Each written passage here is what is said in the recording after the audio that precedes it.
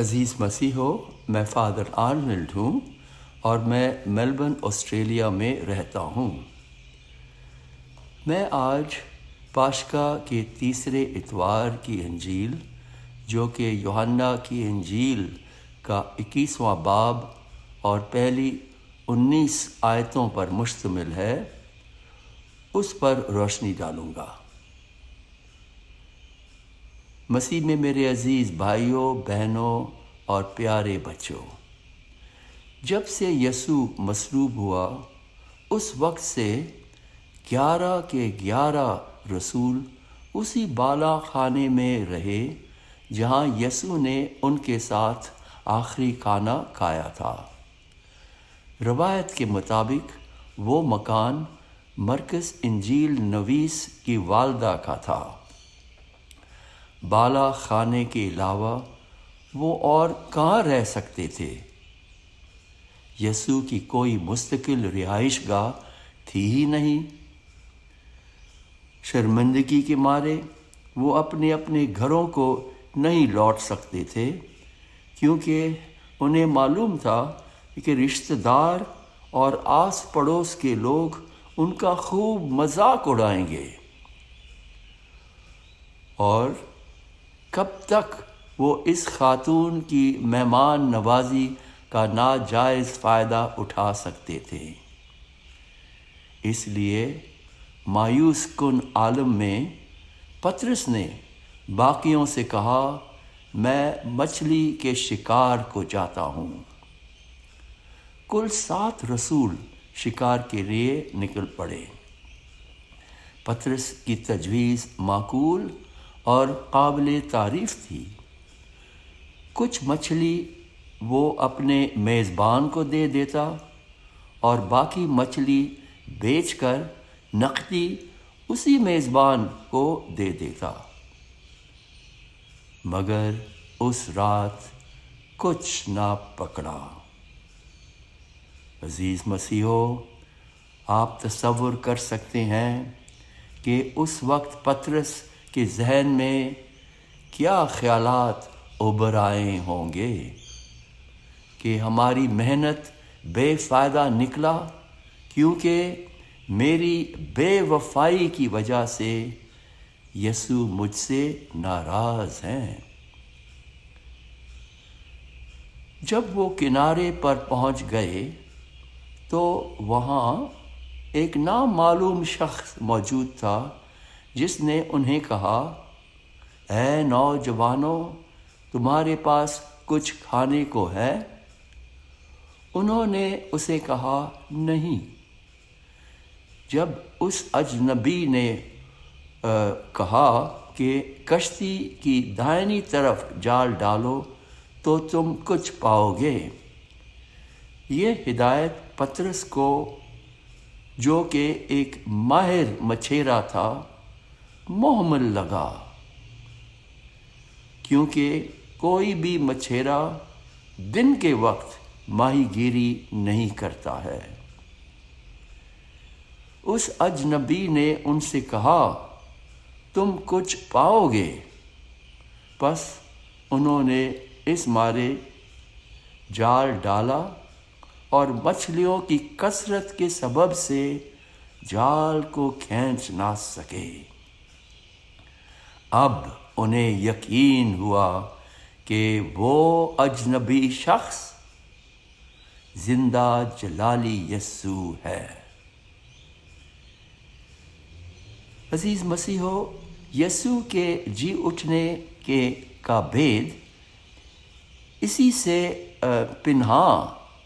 میں پنہاں ہے کہ نا امیدی اور بے بسی کے عالم میں بے امیدی ایک دم پر امیدی میں تبدیل ہو جاتی ہے۔ جب یسوع مدفون ہوا اور مقدس عورتیں اور رسولوں نے اس کا قبر خالی پایا تو وہ انتہائی بے بسی اور نا امیدی کے عالم میں مبتلا تھے۔ جب یسوع کئی بار ان کے سامنے ظاہر ہوا، جیسے کہ ہم نے اس واقعہ میں سنا، ان کی حالت امید نو میں تبدیل ہو جاتی تھی کہ یسوع نے انہیں نہیں چھوڑا، وہ ان کے درمیان ہے اور ان کی صورتحال سے بخوبی آگاہ ہے۔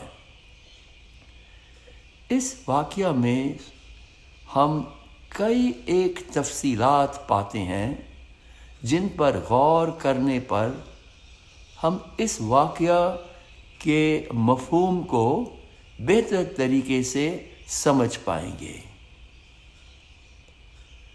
7 رسول مچھلی کے شکار کے لیے نکلے تھے۔ 7 کا عدد بائبل کے حوالے سے ایک کامل عدد سمجھا جاتا ہے۔ خدا نے 6 دن میں اس جہاں کو پیدا کیا اور 7واں دن آرام کیا، اس لیے 7واں دن مقدس ٹھہرایا گیا۔ دعائے ربانی یعنی اے ہمارے باپ کی دعا 7 پیٹیشنز، 7 گزارشوں، درخواستوں پر مشتمل ہے، اس لیے یہ ایک کامل دعا تسلیم کی جاتی ہے۔ یسوع نے صلیب پر 7 کلمات کہے وغیرہ وغیرہ۔ عزیز مسیحو، رسولوں نے 153 مچھلیاں پکڑیں۔ یہ عدد اس علاقے میں مچھلیوں کی قسموں کی نشاندہی کرتی ہے۔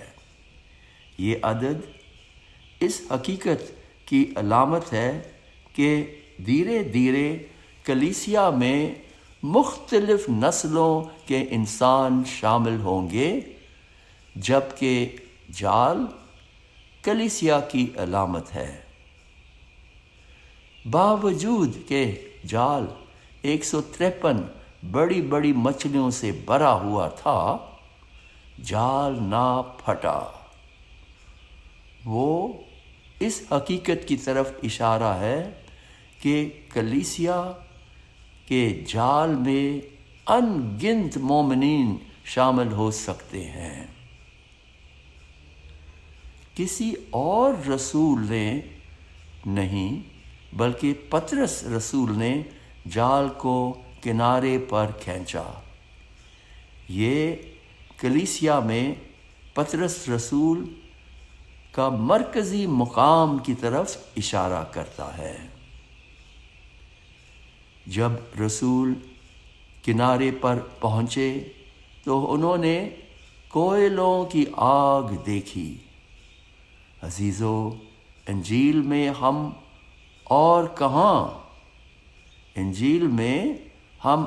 کہاں کوئلوں کی آگ کا تذکرہ پاتے ہیں؟ ذرا سوچیں۔ جی ہاں، جب یسوع کاہن اعظم کے سامنے پیش ہوا، اس وقت پطرس کوئلوں کی آگ کے ساتھ کھڑا تاپ رہا تھا، اور چونکہ پطرس نے 3 بار یسوع کو انکار کیا کہ میں اسے نہیں جانتا ہوں، یسوع نے اب 3 بار اسے پوچھا، اے شمعون بر یونا، کیا تو مجھے پیار کرتا ہے؟ عزیز بھائیوں، بہنوں اور پیارے بچوں، یسوع کے 40 دن تک وقتاً فوقتاً रसूलों के सामने जाहिर होने से उन्हें यकीन हुआ कि अब से यसू रूहानी तौर पर उनके साथ रहेगा। आसमान पर जाते वक्त यसू ने उन्हें यकीन दिलाया कि देखो, मैं दुनिया के आखिर तक तुम्हारे साथ हूँ।